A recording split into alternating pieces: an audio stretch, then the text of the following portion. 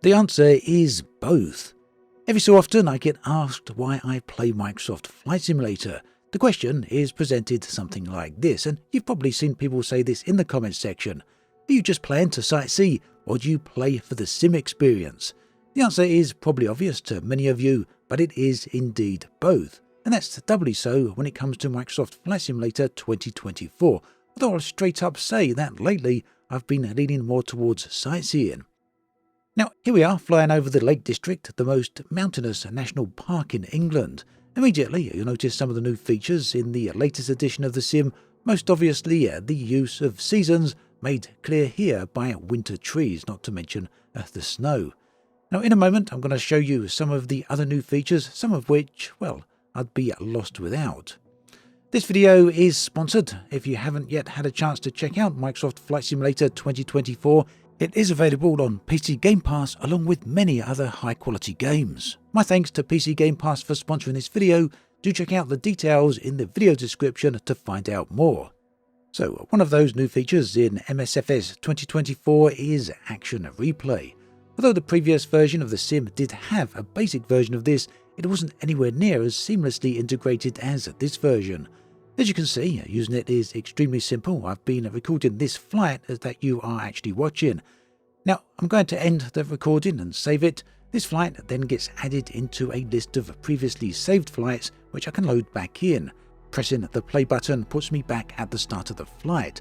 I can then scrub through the timeline to position anywhere I want. And while this is happening, the airplane is under the control of the computer according to how I previously flew it, and that in turn frees me up to use the external showcase cam. So if you are the type of person who likes to make screenshots or capture video, or even if you like to sightsee whilst you fly, the Action Replay is super useful. Essentially, this is now the tool I use to replay all my flights that you see during my videos. Now, previously, there was an Action Replay kind of mode built into the game. You did have to go into the development console to use it, and unfortunately that was not available on consoles. This time it's available on both consoles and PC. Talking of PCs, here's a few details about PC Game Pass. Now, I've been using it for years at this point, and I'm currently playing with MSFS 2024 with it.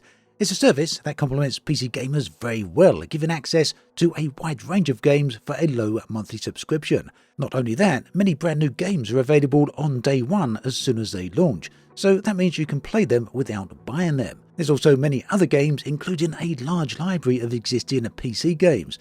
Currently, I'm playing Microsoft Flight Simulator 2024 and Stalker 2 with PC Game Pass. Now, to clarify, these are PC versions, not Xbox console editions, so that means they come with all the perks of PC gaming, such as tweaking graphic settings, high frame rates, and the ability to play multiplayer without further subscriptions. And yes, that also includes playing multiplayer with your friends, crossplay on both PC and other platforms. Do check out the details in the video description to find out everything you need to know. One of the main reasons I've always liked flight simming is visiting areas I know and am very familiar with.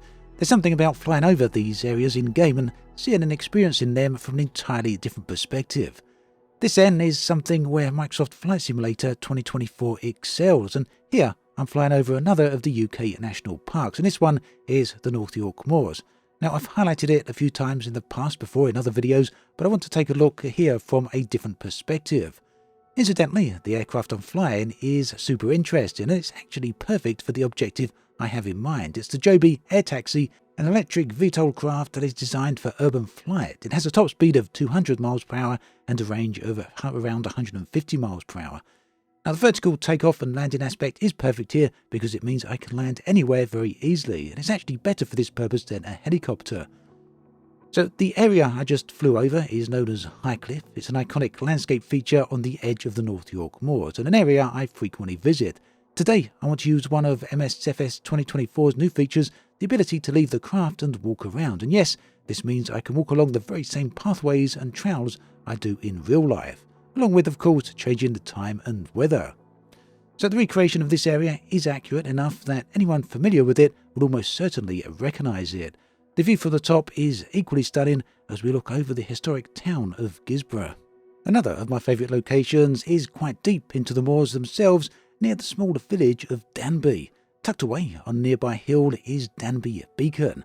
an area that gives a commanding 360-degree view of the surrounding area. Again, this is very well represented here. It really is amazing to not only be able to fly, but also walk around all of these areas, and all in high detail. If walking isn't your thing though, career mode is also a neat way to explore your chosen area. Sticking with the theme of UK parks, I chose to start my flight career in the Lake District. Now, career mode opens a wide selection of different missions and objectives, and these include firefighting, VIP transportation, emergency services, and a lot more. Meanwhile, new patches being released are addressing some of the issues people have been facing. So, as you can see, career mode starts with a brief introduction flight. After that, the game moves you to flight training. Now, there's a broad selection of training here that will help you get to grips with the sim, and once done, you can certify for your pilot's license, which will eventually open up various pathways along your career, unlocking planes, activities, helicopters, and many other things besides. Also, if, like me, you'd prefer to skip the initial training and go straight to the first certification, you can actually go ahead and do that. Other certificates, other pilot's licenses will actually cost credits, and credits are something you earn as you progress along your career. Now, after the initial steps, a variety of missions will become available, and you can see an example of that on the screen right here. So this kind of keeps things interesting and keeps things moving forward with different things to do, but it's also a great way to explore the area that you've chosen as your initial location to progress your career in. Now, moving on, I want to briefly talk about World Photographer. This is a mode of the sim that is easily my favourite new addition to the sim, that is alongside the ability to get out and walk. Now, photography mode really is great. It's a mode that features a ton of different areas you can visit around the world. You can see them all here. These are presented in the form of categories, and each category has a specific theme. That can mean a focus on nature or a focus on man-made objects. On this occasion, I took a look at geoglyphs, huge-scale works of land art which have been formed using durable elements of landscape. Now, in some cases, these are thousands of years old. In other cases, they are much newer. The UK features a few prominent geoglyphs dotted all around the country. One of the more famous ones is the White Horse of Westbury. So we can choose this as the objective from the photography menu. Just for reference here, I'm checking out the same area on the world map. We can see very clearly where the geoglyph is situated. It's on the side of a hill, which means it will be easily visible for many miles around. Jumping back to the photo objective menu, the game tells us what we need to do in order to complete this goal. In this case, it's straightforward. Some objectives, though, do require you to achieve multiple aims in one go. In this case, we need a close-up shot of the horse, and we get a bonus if that is done from within the cockpit. So, as you can see, the sim has loaded us up into this really nice-looking environment. The time of day has been set to complement this, and the lighting here is really stunning, isn't it? Now, if you're not entirely sure where to go, this is where the free cam can come in really handy. Simply pause the sim and jump into the free cam, and the free cam allows you to move effortlessly around the world whilst your plane remains paused in place. And this is the perfect tool for scouting out locations. Here, I'm figuring out exactly where the White Horse of Westbury is situated so I can plan my flight path. Now, another new feature here with Microsoft Flight Simulator 2024 is the ability to jump straight into a camera mode. And you do this by pressing LB and RB on the controller, and there will be some keybinds for that on the keyboard or whatever input you actually use. And when you do this, the camera kind of detaches from the plane and turns into a full-on camera. So not just an in-sim or in-game camera, but rather a real-world camera. We're going to enable this right here, and you can see what I mean. I've actually used the active pause button. We paused it. And then the key combo here to enable the camera. So here, I can move the camera left and right, up or down, back or forward. We've got a load of other different functions here as well. We can change the exposure. Let's try that. We've got auto exposure if we want it, but we can make it darker or brighter. We want to try and get the best possible photo we can, not just for the purpose of the game, but really for my own purposes as well. And you'll notice that this camera can clip through objects.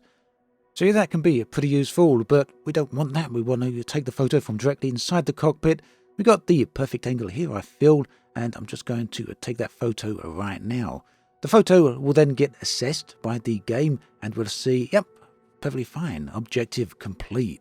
So like I say, there's a whole range of different areas you can photograph like that within the World Photographer mode. Very interesting, because not only does it give you some challenges to complete, but it also places you in some truly stunning locations. So there's a look at a bunch of the national parks in England, dotted all around the various different areas, along with some of the brand new activities that you can find in Microsoft Flight Simulator 2024.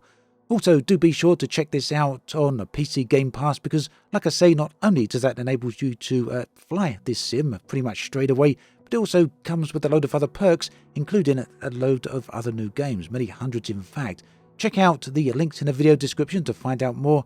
My thanks to PC Game Pass for sponsoring this video. Take care, and I'll catch you all next time.